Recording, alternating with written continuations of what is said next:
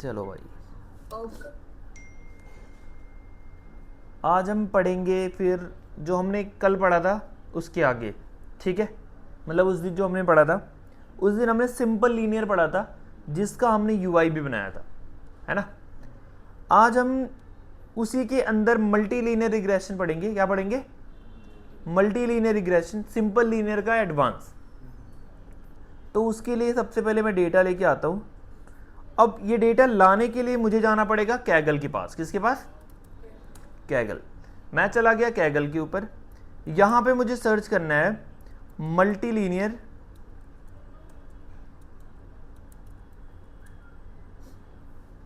जैसे ये student performance, car price, multiple linear price prediction, multiple linear, ये बहुत सारे आ रहे हैं।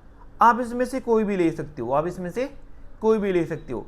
रिमेंबर इट, जो आउटपुट होगा वो न्यूमेरिकल होना चाहिए। क्या होना चाहिए?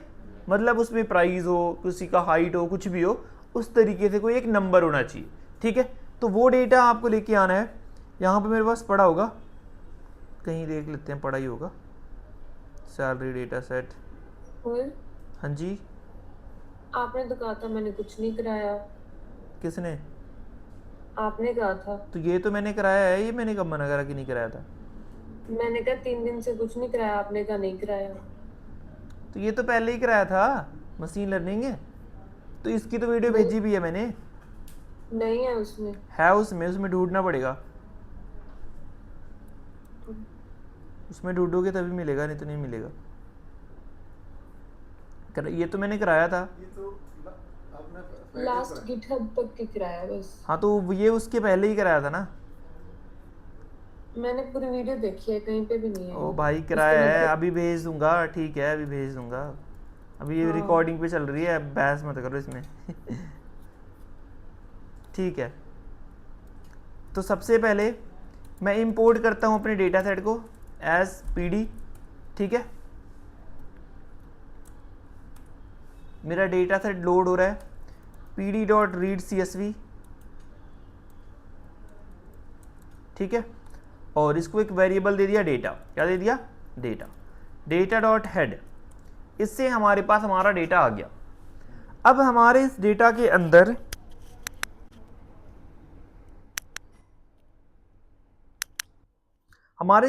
अंदर बेसिकली एक इनपुट, दो इनपुट, 3, 4, 5।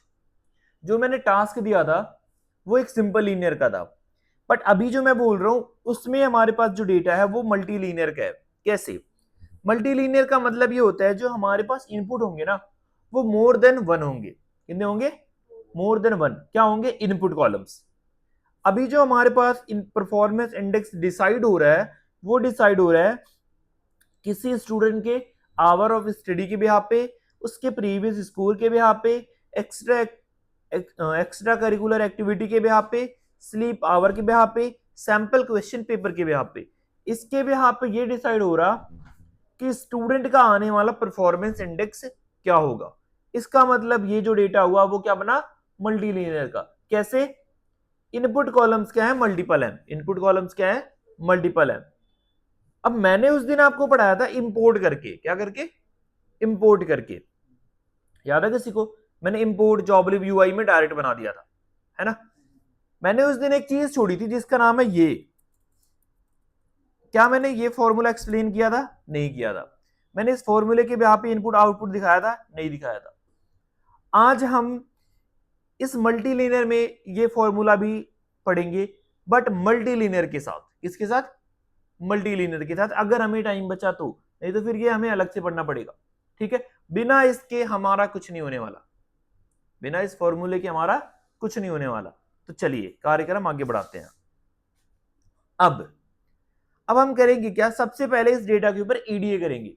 ईडीए का मतलब हो गया डेटा डॉट इन्फो। ठीक है, data dot describe, data dot correlation. अभी जो ये कोरिलेशन होगा वो सिर्फ न्यूमेरिक ट्रू का आएगा। किसका आएगा? Numeric true. ठीक है, एक दूसरे के साथ इनका जो बॉन्ड है वो चीज हमने यहां पे चेक कर लिया। इसको ऐसे ना देख के बल्कि इसको विजुअलाइज कर दो। क्या कर दो? तो ज्यादा बेटर हो जाता है, क्योंकि कलर से आप ज्यादा अंडरस्टैंडिंग कर पाते हो कि कौन से कॉलम्स को रखना है, किसको नहीं रखना है। तो इंपोर्ट करो यहाँ पे सीबोन को as SNS dot heat map, इसके अंदर डाल दो ये वाला पूरा कोड, ये वाला जो हमारे पास है इसको। आगे यहाँ पे लिखो एनोट ट्रू FMT इक्वल्स टू 0.2 F, ठीक है। PLT डॉट, अभी PLT भी नहीं है तो यहां चलते हैं, import matplot dot pyplot as PLT, ठीक है। और PLT डॉट शो, ये रहा हमारे पास feature.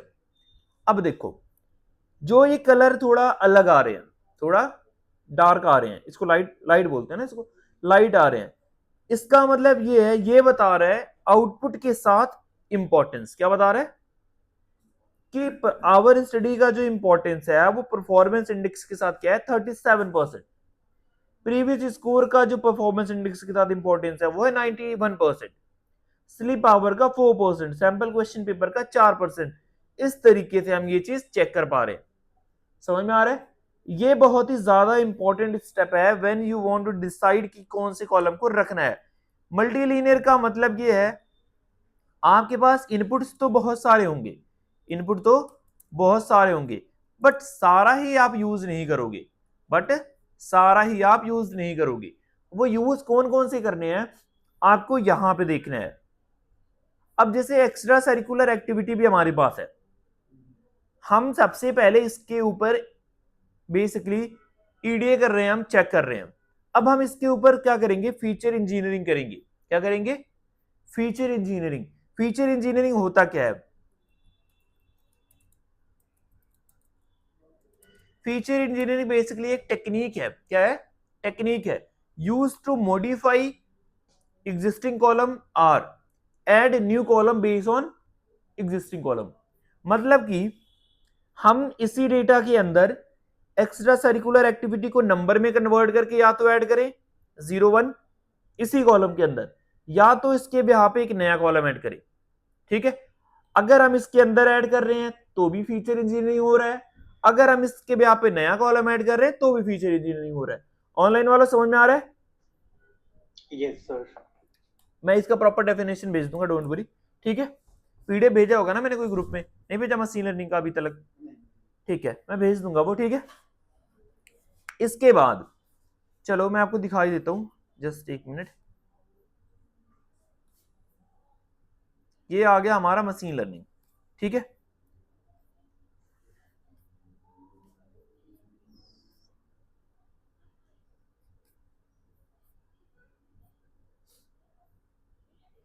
Year of experience, position, decision tree, इसके अंदर है नहीं शायद।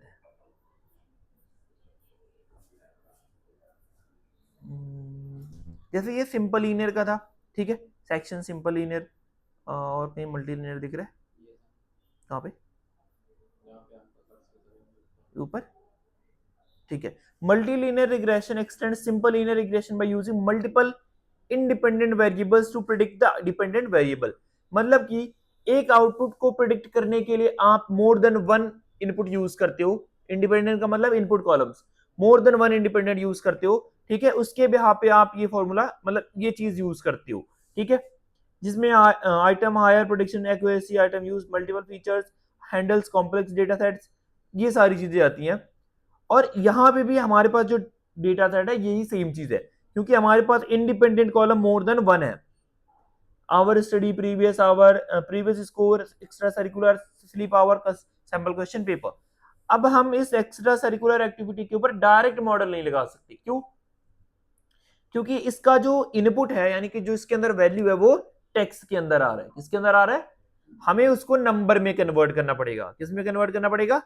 नंबर में। और नंबर में कन्वर्ट करने के लिए हमारे पास मशीन लर्निंग की टेक्निक फीचर इंजीनियरिंग आती है, ठीक है। और हम अभी फिलहाल के लिए मशीन लर्निंग में ज्यादा नहीं घुसेंगे, हम इसको करेंगे पांडास के बिहाफ पे। किसके बिहाफ पे? पांडास सभी ने पढ़ा था।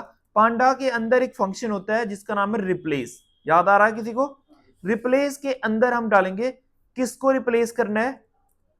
ठीक है, यस कॉमा नो। हमें इन दोनों को रिप्लेस करना है, किससे रिप्लेस करना है, 0 और 1 से। अल्फाबेटिकली जो यस होता है वो बाद में आता है और जो नो होता है वो पहले आता है। एन पहले आता है, वाई बाद में आता है, इसलिए 0 और 1 का फॉर्मेट इस तरीके से होगा। आ रहा है समझ? मतलब अल्फाबेटिकली जो इन दोनों वर्ड के अंदर पहले आता है, जिनका पहला लेटर, उसको आप 0 दोगे, जो बाद में आता है उसको आप 1 दोगे। अगर कोई थर्ड होता Z, तो आप उसको 2 देते। ए बी सी अगर उनको कैटेगराइज करना है 0 1 2 में, ए को जाएगा 0, बी को जाएगा 1, सी को जाएगा 2। क्यों? ए पहले आता है, बी बाद में आता है, सी से थर्ड नंबर पे आता है, इसकी वजह से। आ रहा है समझ? फिर पैरामीटर पास करेंगे in place equals to true, ताकि एग्जिस्टिंग वेरिएबल के अंदर चेंज हो जाए। और आप देख सकते हो एक्स्ट्रा सरिकुलर एक्टिविटी अभी किसमें हो गया, 0 और 1 के अंदर हो गया। कोई डाउट किसी को? ठीक है, अब यही हीट मैप मैं यहां से उठा के नीचे प्लॉट करूंगा। अब आप देख सकते हो आपके पास एक और को कॉलम आ जाएगा, यहां पे आया नहीं, अच्छा ठीक है, रन ऑल कर देते हैं।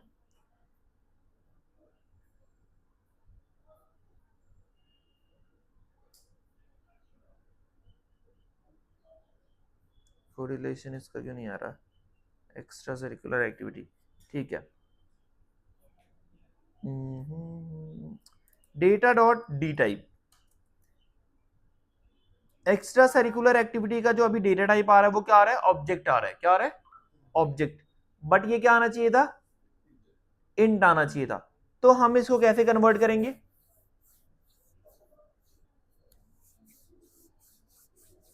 Any idea?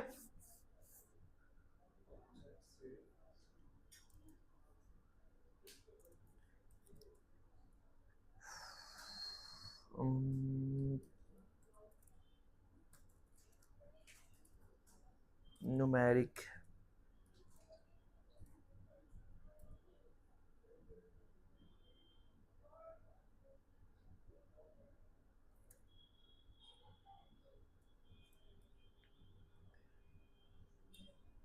इंट 64, ठीक है। तो मैंने इसको क्या करा, ऐड कर दिया दोबारा से डेटा के अंदर जो हमारे पास एक्स्ट्रा सरिकुलर एक्टिविटी है। और अगर अब मैं चेक करूं डी टाइप्स, तो हमारे पास इंट 64 आ गया। ठीक है, हमने क्या किया, चेंज कर दिया उसका डेटा टाइप, किसमें, इंट 64 के अंदर। किसके अंदर, इंट 64 के अंदर। अब अगर हम डेटा का कोरिलेशन चेक करेंगे तो हमें वो चीज दिख जाएगी। देखो, एक्स्ट्रा सरिकुलर एक्टिविटी का जो मतलब परफॉर्मेंस इंडेक्स के साथ बिहेवियर आ रहा है वो 0 माइनस में 2% आ रहा है। इसका मतलब ये कॉलम हमारे लिए ज्यादा इंपॉर्टेंट नहीं है। इसका मतलब ये कॉलम अगर हम नहीं भी यूज करें ना, तो भी हमारे मॉडल को फर्क नहीं पड़ने वाला। समझ में आ रहा है ऑनलाइन वालों? कोई डाउट तो नहीं किसी को? ठीक है, इसके बाद अब हम अपने एक्स और वाई बेसिकली बनाएंगे। देखो, इसमें हमारे लिए ग्राफ मैटर नहीं करता, बट फिर भी हम स्कैटर प्लॉट बनाएंगे। क्या बनाएंगे, स्कैटर प्लॉट हम प्लॉट करेंगे। तो मैंने लिखा for column in data dot columns, ठीक है, और मैंने लिखा plt डॉट स्कैटर प्लॉट। इसके अंदर मैंने डाल दिया डेटा के अंदर से कॉलम, ठीक है, और एक्स के वाई के ऊपर रख दिया मैंने परफॉर्मेंस इंडेक्स। ठीक है, मैंने यहां पे plt डॉट टाइटल दे दिया, ठीक है,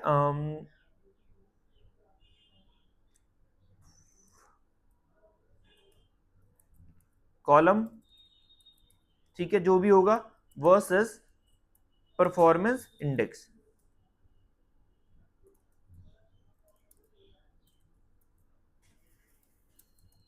ठीक है, देखो अभी फिलहाल के लिए ये सारे के सारे कॉलम एक दूसरे के ऊपर आ गए।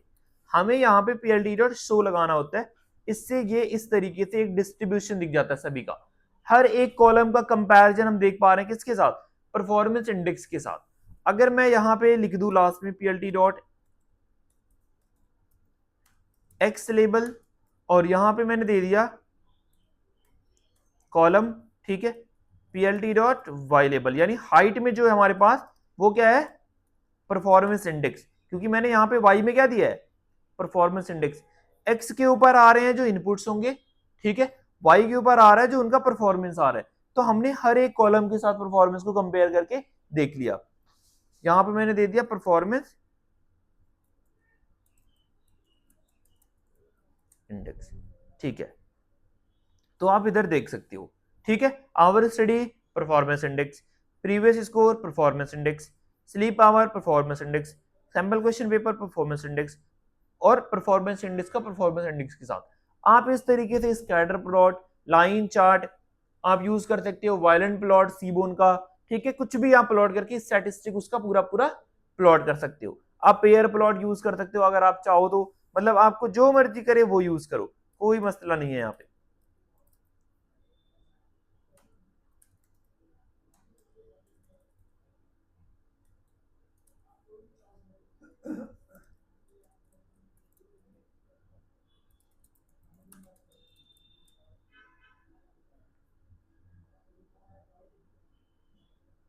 थोड़ा सा टाइम लेगा ये प्लॉट होने में।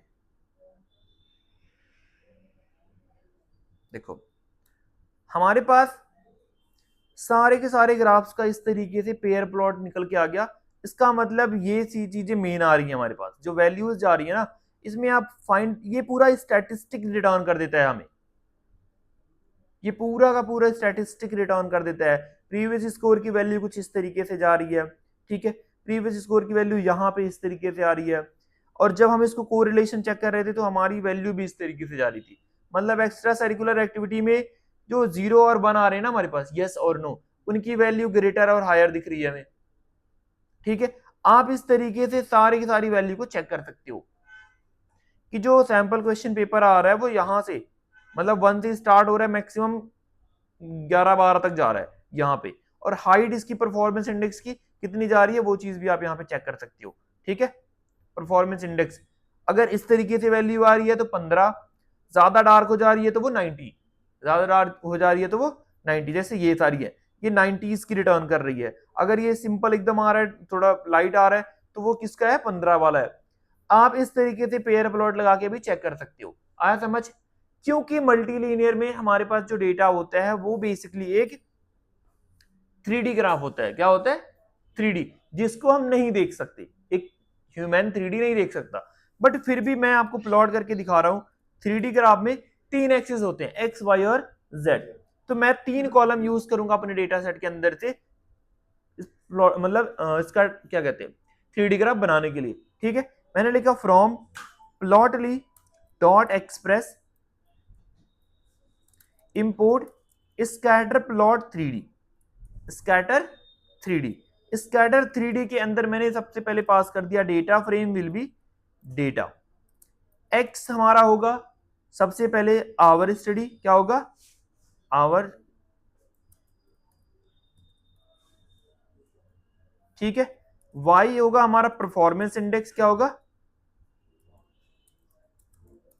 और जेड होगा हमारा क्या कहते हैं, प्रीवियस स्कोर।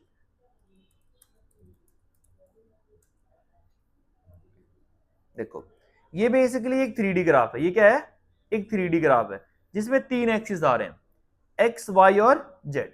अगर कोई 6 घंटे पढ़ता है, उसका स्कोर 70 था, और अभी उसका जो परफॉर्मेंस इंडेक्स बनेगा वो क्या बनेगा, 61 बनेगा। अगर कोई 4 घंटे पढ़ता है, उसका प्रीवियस स्कोर 81 था, तो उसका परफॉर्मेंस इंडेक्स क्या बनेगा, 59 बनेगा। तो आप यहां से एक एक वैल्यू चेक कर सकते हो, ग्रेटर से हायर तक, ग्रेटर से हायर तक। ये चीज हम देख नहीं सकते, बट फिर भी हमें इसको देखने के लिए इस तरीके से यहां पे आना पड़ेगा चेक करने के लिए, ठीक है। आप जूम कर सकते हो, जूम आउट कर सकते हो, आप इसके ऊपर कुछ लिखना चाहो लिख सकते, इसको कहीं घुमाना चाहो घुमा सकते हो, ठीक है। जहां लेके जाना चाहो लेके जा सकते हो। डाउनलोड करना है डाउनलोड कर लो। कोई डाउट तो नहीं किसी को? हम, हाँ जी, ये बेसिकली देखने के लिए हमें ये कोड लिखना पड़ेगा। ठीक है, हमने ये तीनों एक्स वाई जेड लिख दिए। हाँ इसमें जो आप जो कह रहे हो, हम्म ये लिंक सिर्फ दो के हो रहे हैं कि तीन तीन के कैसे? तीन के बिहाफ पे, जैसे 3D ग्राफ के अंदर तीन चीजें होती हैं, एक्स कॉलम, वाई कॉलम और जेड कॉलम, लेंथ ब्रेथ और हाइट। लेंथ हमारी होगी आवर स्टडी, ब्रेथ हमारी होगी प्रीवियस स्कोर, हाइट हमारी होगी परफॉर्मेंस इंडेक्स। ठीक है, यानी कि अगर कोई 6 घंटे पढ़ता है, ठीक है, अगर किस 2 घंटे पढ़ता है, प्रीवियस स्कोर उसका 89 था, तो उसका परफॉर्मेंस इंडेक्स जो बनेगा वो 64 बनेगा। इस तरीके से एक एक पॉइंट की वैल्यू को हम मेजर कर सकते हैं 3D ग्राफ के अंदर। हाँ जी, यहाँ पे देखो, अब यहाँ पे 3 लेबल्स आ रहे हैं ना हमारे पास, मतलब अगर हम देखें तो ये 3 लेबल्स हमें दिख रहे हैं। ठीक है, इन तीनों के बीच में परफॉर्मेंस इंडेक्स हमारा मेन है, क्योंकि परफॉर्मेंस इंडेक्स के बिहाफ पे ही हमारे पास आउटपुट आ रहा है। ठीक है, ऑनलाइन वाला समझ में आ रहा है? सर ये प्लॉटली पढ़ना पड़ेगा क्या इसके लिए? नहीं, इंस्टॉल कर लेना बस, जो यूज आएगा वो मैं बता दूंगा। ओके। ठीक है, और कोई डाउट तो नहीं किसी को? इसके बाद हम अपने x और y बनाते हैं। x बनाने के लिए मैंने यहाँ पे लिखा, ये x पीछा ही नहीं छोड़ रहा यार, डेटा डॉट आई लॉग, सारे कॉलम स्टार्टिंग से लास्ट वाला छोड़ के, तो x डॉट हेड जो बनेगा फिलहाल के लिए वो ये बनेगा, टू मेनी इंडेक्सेस। क्या हुआ? ओ यहाँ पे कॉलम लगा दिया। ठीक है, हमारे पास ये आ गया x, जिसमें hour study, previous score, extra curricular activity, sleep hour, sample question paper, ये हमारे हो गए इनपुट। आउटपुट को मैंने रख लिया y के अंदर। किसके अंदर? मैंने यहां से लिखा सीधा परफॉर्मेंस इंडेक्स।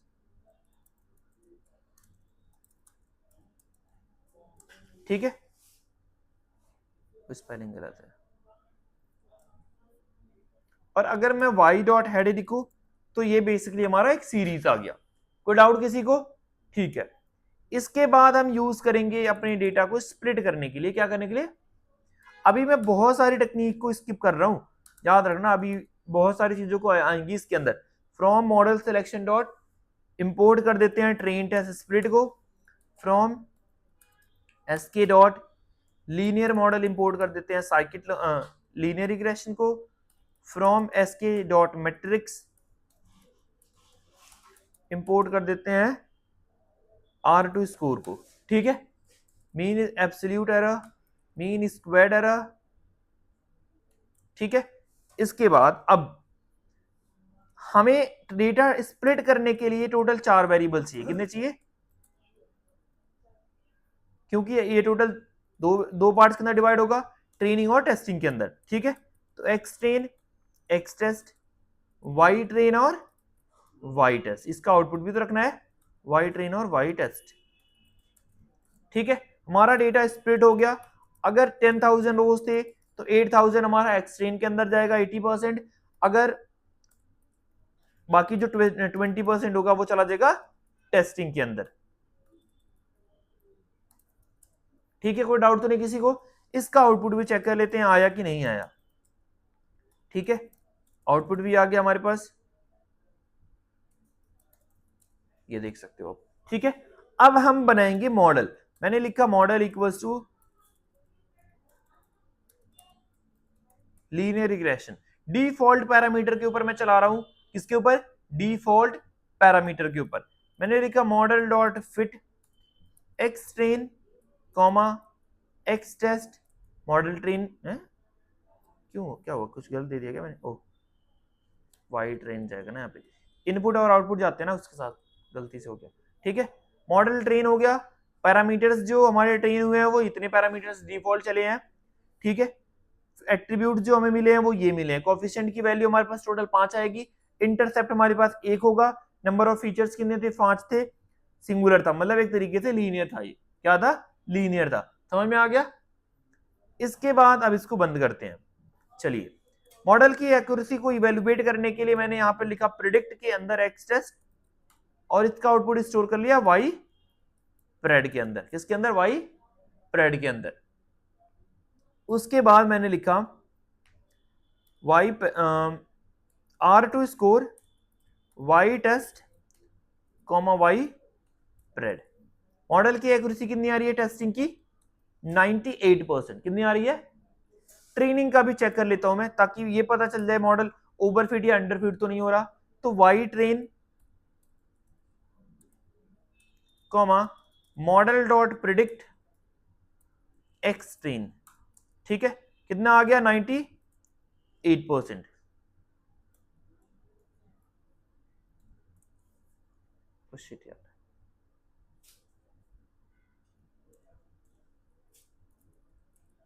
कितना आया 98%। 98% मतलब जो हमारा मॉडल ट्रेन हुआ वो परफेक्ट हुआ है।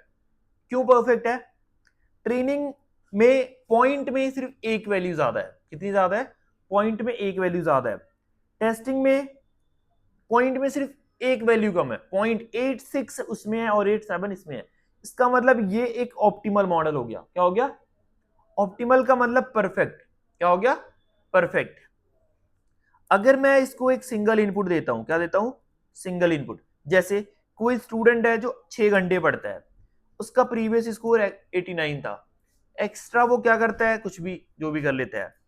उसके बाद नेक्स्ट क्या था? स्लीप आवर, वो 7 घंटे सोता है, ठीक है। सैंपल क्वेश्चन पेपर उसने 7 करे हैं। अब इसका परफॉर्मेंस क्या आएगा, ये चीज हमें यहां पता चल जाती है। 78%। कितना आएगा? करीब अगर राउंड ऑफ लेके जाओगे तो ये 78% ही रहेगा, है ना। मतलब जब इसका यूआई बनाओगे तो इस तरीके से। अब देखो इसका एक फॉर्मूला होता है, y equals to m1 x1 plus m2 x2 plus m3 x3, ठीक है। इस तरीके से प्लस mn प्लस xn, ठीक है। और इसको हम प्लस कर देंगे c के साथ। किसके साथ?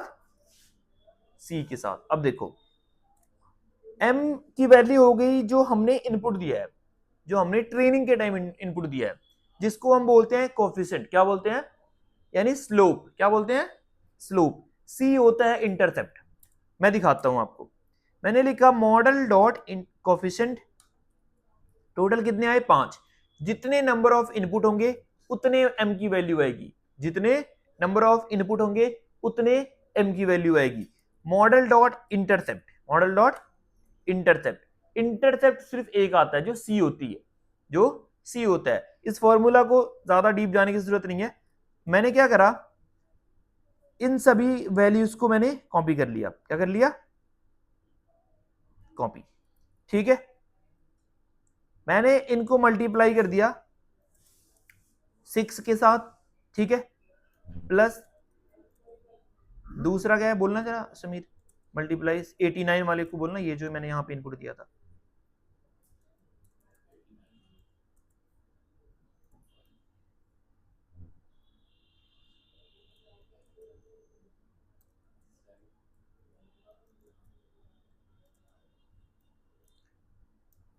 फिर क्या है? 7